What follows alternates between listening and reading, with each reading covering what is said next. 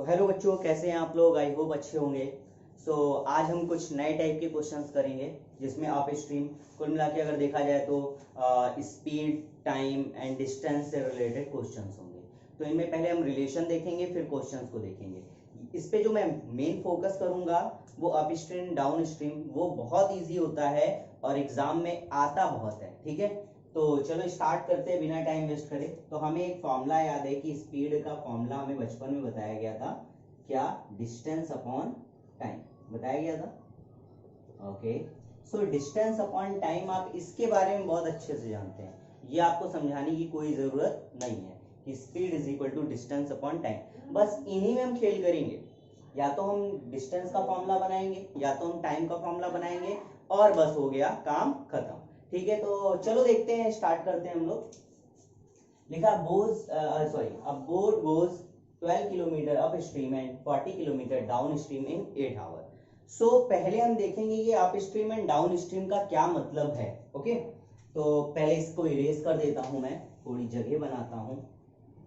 चल, यहां बात करी जा रही है बोट, और बोट चलती है रोड में, नहीं चलती ना, बोट रिवर में चलती है। तो हमें रिवर को रेस्पेक्ट में लेना होगा। ओके, और एक बोट और एक बोट, ठीक है ना। ओके, सो देखो दोनों की स्पीड सेम, मतलब क्या क्या हो सकता है हम उस पे देखेंगे कि दोनों की स्पीड सेम या फिर एक की स्पीड ग्रेटर दूसरे से या एक की स्पीड लेस दूसरे से। ऐसा कहने का मतलब ये है कि दोनों की स्पीड को हमें लेट करना पड़ेगा। अब आपको ये समझना होगा कि किसकी स्पीड ज्यादा होगी, और ये कॉमन सेंस वाली बात है, सिंपल सी बात है। Suppose that you are a swimmer, ठीक है, रेस लगी हुई है, तुमको तैरना है, ठीक है। अब एक बात बताओ, अगर तुमने रिवर में स्विम करना है तो तुम्हारी स्पीड रिवर की स्पीड से ज्यादा होनी चाहिए या कम? क्योंकि अगर कम हुई तो वो तो तुम्हें उल्टे डायरेक्शन में लेकर चली जाएगी, और अगर ज्यादा होगी तभी तुम आगे बढ़ पाओगे। सिंपल सा फंडा है, कॉमन सेंस वाली बात है। तो एक बात ये पता चल गई कि हमारी स्पीड, अगर हमें रिवर में स्विम करना है तो हमारी स्पीड रिवर की स्पीड से ज्यादा होनी चाहिए, अदरवाइज हम आगे नहीं जा पाएंगे, है ना। तो एक बात का ऑलवेज याद रखो कि ऑब्जेक्ट की स्पीड रिवर की स्पीड से ज्यादा होती है, ठीक है, और रिवर की स्पीड कम होगी। और अगर इक्वल है, जस्ट थिंक अबाउट कि अगर दोनों की स्पीड इक्वल है तो वहीं पे कांस्टेंट रहेगा, है ना, यानी ना आगे जा पाएगा ना पीछे, क्योंकि स्पीड, सिंपल सी बात है, सपोज रिवर जो है वो 10 किलोमीटर पर हावर की स्पीड से चल रही है और जो बोट है वो भी 10 किलोमीटर पर हावर की स्पीड से चल रही है। तो अगर ये अपोजिट डायरेक्शन में जा रही है तो फिर क्या होगा, वहीं पे कांस्टेंट रहेगी, क्योंकि 10 प्लस और 10 माइनस इज इक्वल टू 0, तो इसकी स्पीड 0 यानी कांस्टेंट वही लटकी रह जाएगी।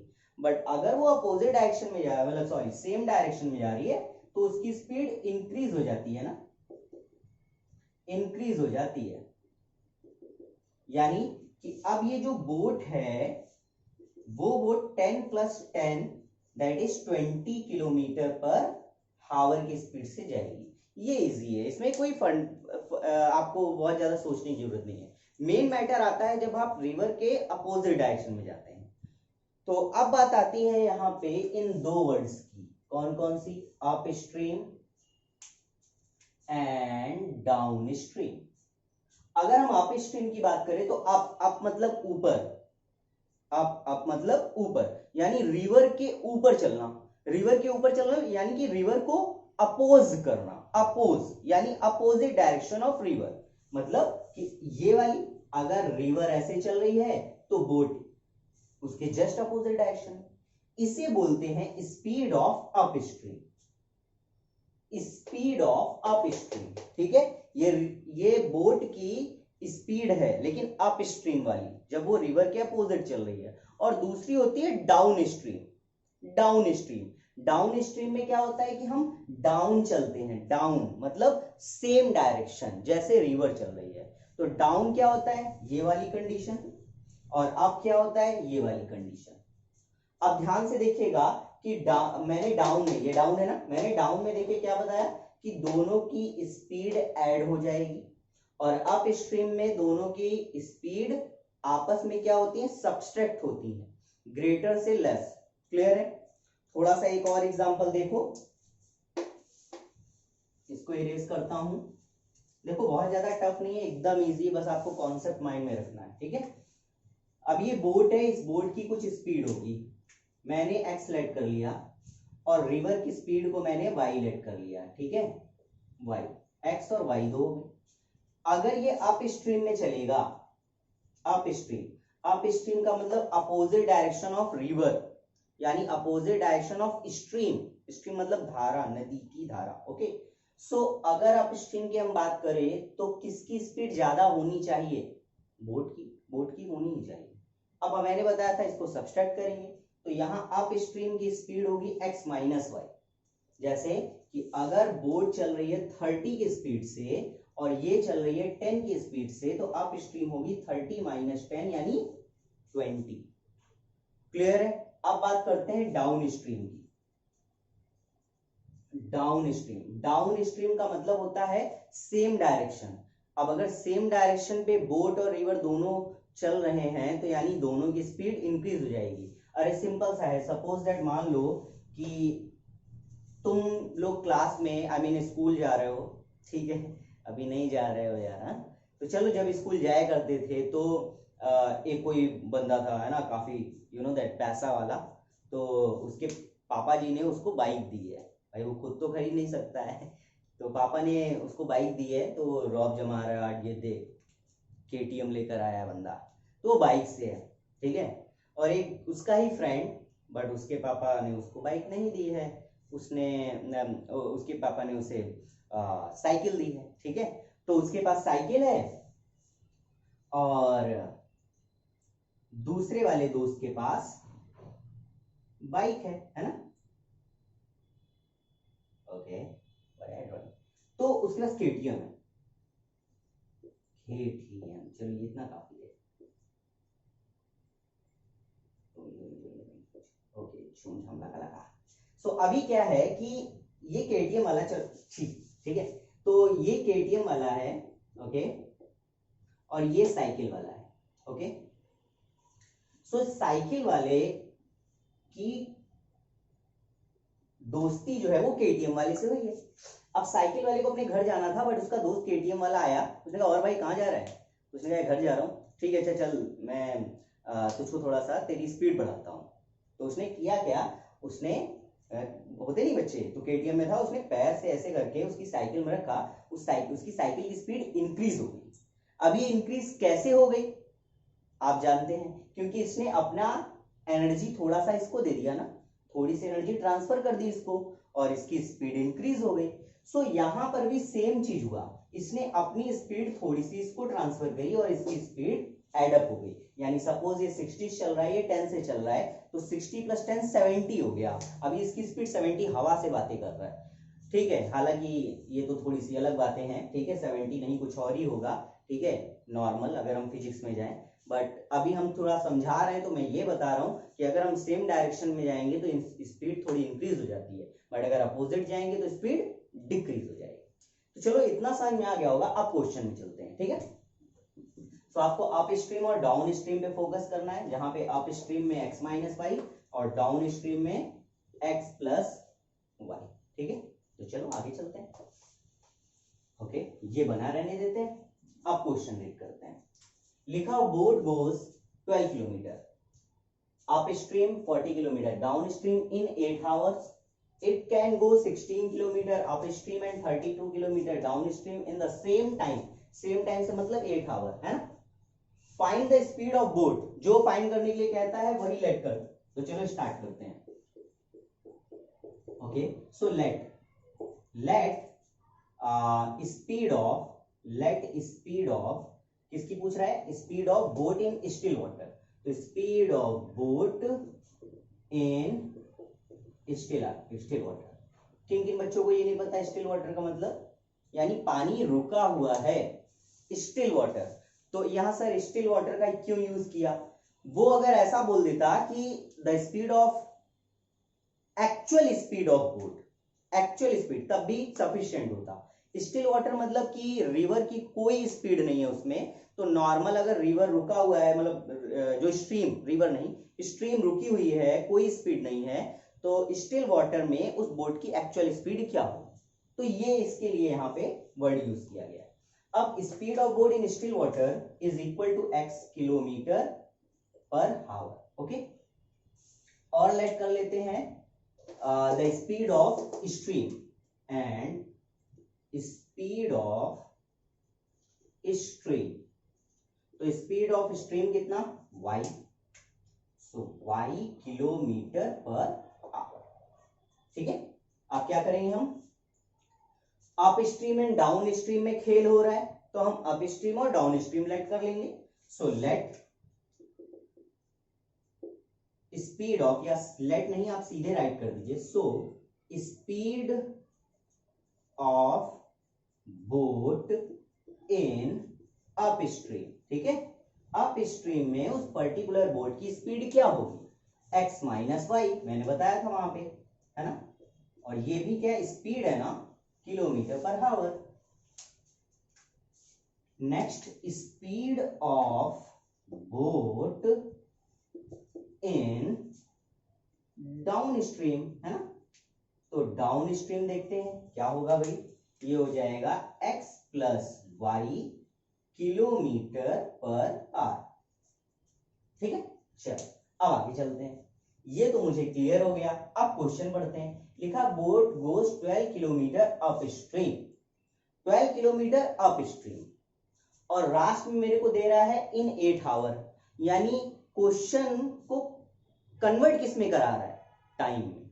देखो, boat goes 12 kilometre up stream, यानी स्पीड में अप स्ट्रीम काउंट करेंगे, एंड 40 किलोमीटर डाउन स्ट्रीम, इस बार स्पीड डाउन स्ट्रीम काउंट करेंगे, इन 8 आवर।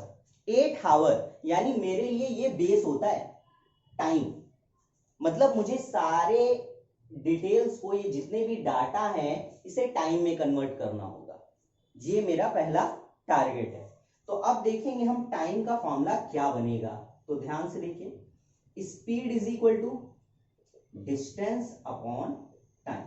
तो अगर मुझे टाइम का फॉर्मूला बनाना है, तो टाइम इज इक्वल टू क्या हो जाएगा, डिस्टेंस अपॉन स्पीड, है कि नहीं, बन गया। तो मुझे टाइम का अगर फॉर्मूला बनाना है तो डिस्टेंस अपॉन स्पीड। सर आप ऐसा क्यों कर रहे हैं, देखो सिंपल सी बात है, अगर मैं तुमसे बोलूं कि तुम अपने घर से अपने फ्रेंड के घर 12 किलोमीटर पर आवर की स्पीड से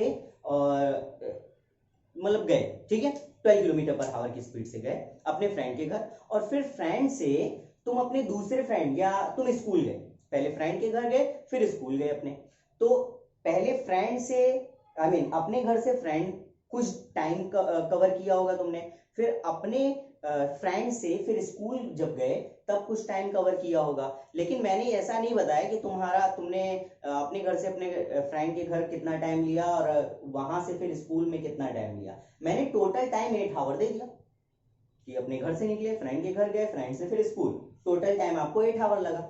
अब आपको ये पता करना होगा ना कि वहां से वहां तक, फिर यहां से वहां तक कितना टाइम लग रहा है, तभी तो आप ऐड करके टोटल 8 आवर बनाएंगे। तो सेम यहां पर भी है कि अप स्ट्रीम में कितना टाइम लगा, फिर डाउन स्ट्रीम में कितना टाइम लगा, वो निकाल के ऐड करोगे तभी तो 8 आवर आएगा अगर इक्वेशन बनानी है।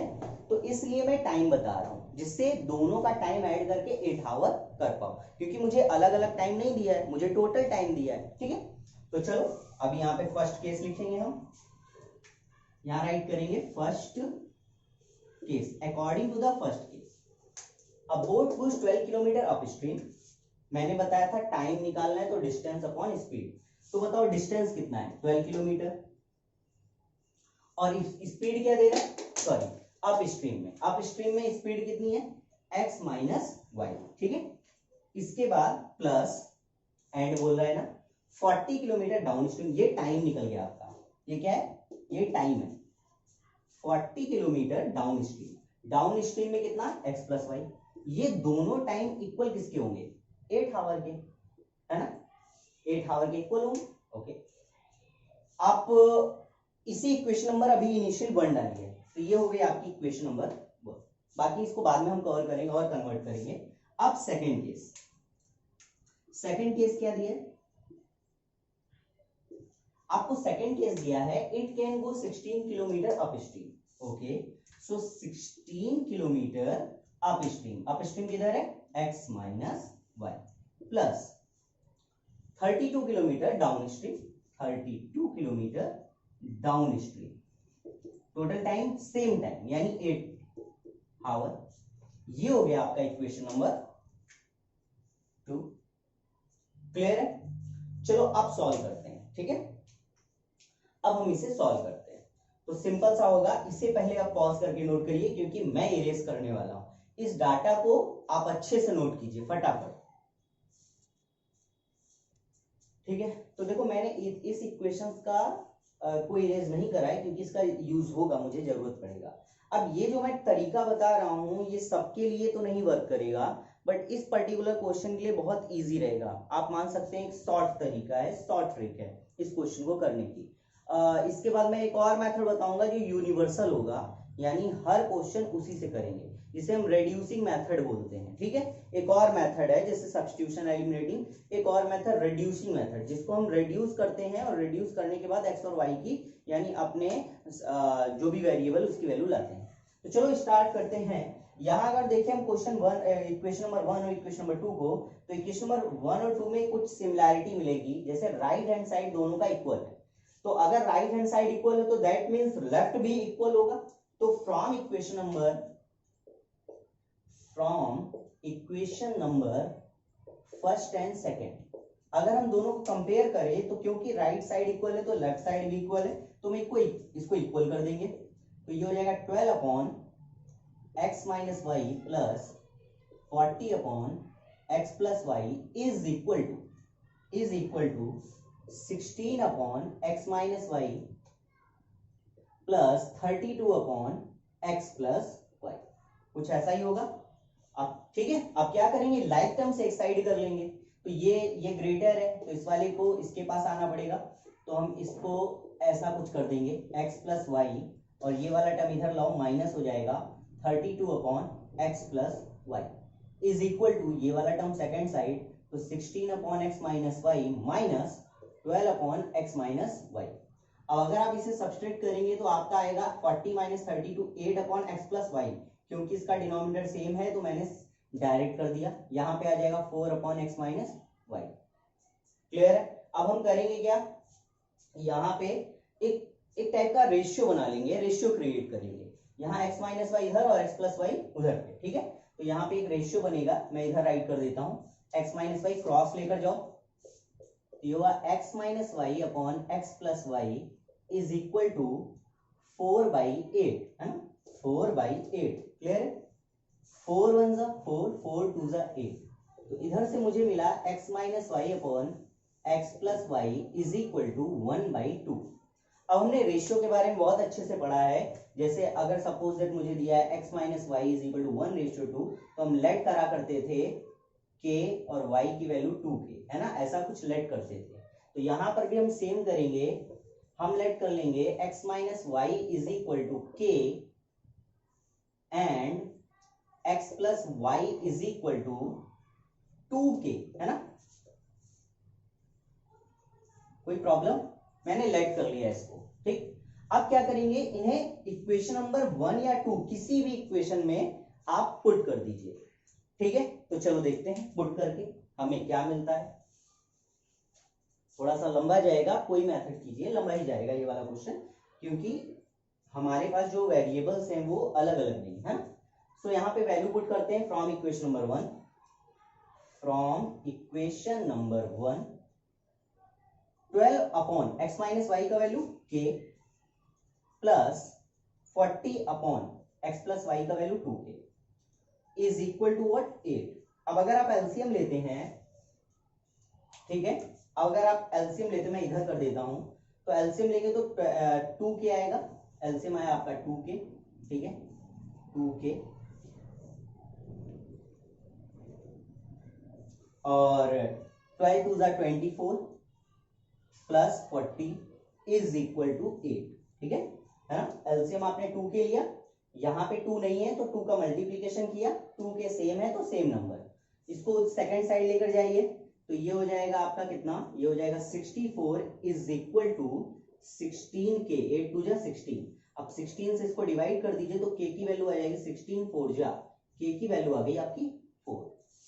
अब k की वैल्यू 4 आने के बाद आप ये जो इक्वेशन आपने बनाई थी x माइनस वाई और x प्लस वाई, इसमें पुट कर दीजिए और हो गया। तो चलिए अभी इसको आप इक्वेशन नहीं बोले थे तो आप यहाँ पे इसको ये 1 है, ये 2 है, ये रोमन में 1 डाल दीजिए या a डाल दीजिए, इक्वेशन नंबर a और इक्वेशन नंबर b, ठीक है। अब a और b में पुट कर दीजिए, तो from equation number a and b, from equation number a and b, ठीक है। a x minus y is equal to 4 हो जाएगा और x plus y is equal to 4 टू जा 8 हो जाएगा। ऑन सॉल्विंग तो इसको एडिंग कर देता हूं मैं, y से y कट गया, 2x इज इक्वल टू 12, तो x का वैल्यू कितना आ गया 6, x का वैल्यू कितना आ गया 6। ये 6 क्या है, 6 स्पीड है बोट की इन स्टिल वाटर, ठीक है। अब हम देखते हैं y की वैल्यू, पुट करके देखेंगे x माइनस वाई या x प्लस वाई में, x प्लस वाई की वैल्यू 8 थी ना, तो यहाँ पुट करके देखते हैं। फ्रॉम इक्वेशन नंबर a ले लेते हैं, ठीक है। अब ये कहाँ लूं, चलो यहाँ ले लेता हूँ, जगह नहीं है मेरे पास। From equation number a x minus y is equal to k, x की वैल्यू आपका 6 था minus y is equal to k का वैल्यू 2, ठीक है। अब आप क्या करेंगे, y की वैल्यू लाना है तो 6 माइनस 2 इधर लेकर आएंगे, ठीक है। एक मिनट रुको, k का वैल्यू 4 है, ठीक है। सो y का वैल्यू आपका आ जाएगा 6 माइनस 4 दैट इज 2, तो 2 किलोमीटर पर आवर।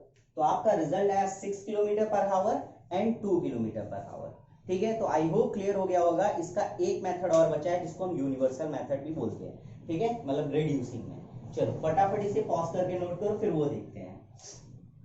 चलो अभी रिड्यूसिंग मेथड देखते हैं, ठीक है। इसके लिए आपको सिंपल करना क्या होता है कि जो x माइनस वाई और x प्लस वाई इसको लेट कर लीजिए। तो let 1 upon x minus y, 1 क्यों, क्योंकि ये नीचे है, डिनोमिनेटर है, तो 1 अपॉन x माइनस वाई को आप u लेट कर लीजिए या तो आप a लेट कर लीजिए, ठीक है। And 1 upon x plus y को आप b लेट कर लीजिए स्मॉल में, ठीक है। अब लेट करने के बाद इसको इक्वेट कर दीजिए, पुट कर दीजिए। तो अगर हम 1 बाई एक्स की x माइनस वाई की वैल्यू a पुट करेंगे तो वी गेट 12a, इसके प्लेस पर a आ जाएगा और ये b प्लस 40b। नीचे मत कर दीजिएगा, आप लोग ऐसे लिख देते हैं, ऐसे मत लिखिएगा, गलत हो जाएगा। आपने x माइनस वाई की वैल्यू नहीं लेट करी है, 1 अपॉन x माइनस वाई और x प्लस वाई की वैल्यू लेट करी है, ठीक है। सो याद रखिएगा इज इक्वल टू 8, ठीक है। इसको और सॉल्व करिए तो आपको मिल जाएगा 4 से कट कीजिए, 4 3 जा 12, 3a, 4 10 जा 40, b 4 2 जा 8। इसको इक्वेशन नंबर 1 2 था, अभी आप a डाल दीजिए, ठीक है। एंड दूसरी इक्वेशन बची अभी आपकी 16a plus 32b is equal to 8, ठीक है। यहाँ पे भी आप इक्वल करके कर सकते हैं, ऐसा कुछ नहीं है, लेकिन अभी मैं रिड्यूसिंग बता रहा हूँ। अब यहाँ 8 से डिवाइड हो जाएगा तो 8 2 जा 16, 8 4 जा 32 एंड 8 1 जा 8, ये इक्वेशन नंबर बी हो गया, ठीक है। अब आप इसे जैसे आप सॉल्व करते हैं वैसे सॉल्व करेंगे। तो अगर आप ध्यान से देखें तो अगर मैं यहाँ पे 2 का मल्टीप्लीकेशन कर दूं और यहाँ 3, तो ये इक्वेशन सॉल्युबल हो जाएगी, सॉल्वेबल हो जाएगी। तो सॉल्व कर देते हैं, तो यहाँ राइट करेंगे on multiplying 2 in equation number first and 3 and 3 in equation number, यहाँ 1 के प्लेस पर a राइट करो और यहाँ b एंड सॉल्व, ठीक है। उसके बाद सॉल्व करेंगे तो ये हो जाएगा आपका 3 2 जा 6a, 10 2 जा 20b एंड 2 2 जा 4। यहाँ आप 3 का मल्टीप्लीकेशन कीजिए, 6a plus 12b is equal to 3, okay. 3 1 जा 3। अब इसे सॉल्व कीजिए तो ये minus minus and minus cancel out हो गया। इसे सॉल्व कीजिए, 8b is equal to 1। So b का वैल्यू आपका क्या आ गया 1/8, है ना। b का वैल्यू 1/8 आ गया। अच्छा b को अभी इसको इरेज कर दे रहा हूं मैं क्योंकि अब इसका यूज नहीं है मुझे बिल्कुल भी, हो गया, इस पार्ट का यूज है अभी, ठीक है। आप इसे सीक्वेंस ऑर्डर में ऐसे लाइन से आप नोट कीजिएगा, ऐसे नहीं जैसे मैंने किया। अब b का वैल्यू एक्चुअल में आपने क्या लेट करा था 1/x+y, सो यहां पे राइट करिएगा but b is equal to 1/x+y, so x plus y sorry so 1/x+y is equal to, यहां पे 1/x+y हो गया इज इक्वल टू 1/8। ठीक है, इसको आप इन्वर्स कीजिए तो x plus y is equal to क्या आ जाएगा 8। ठीक है, अब ये इक्वेशन एक और बनी। ठीक है, इसको इक्वेशन नंबर आप रोमन में 1 डाल दीजिए, रोमन में। ठीक है, x plus y is equal to 8 रोमन रेंज।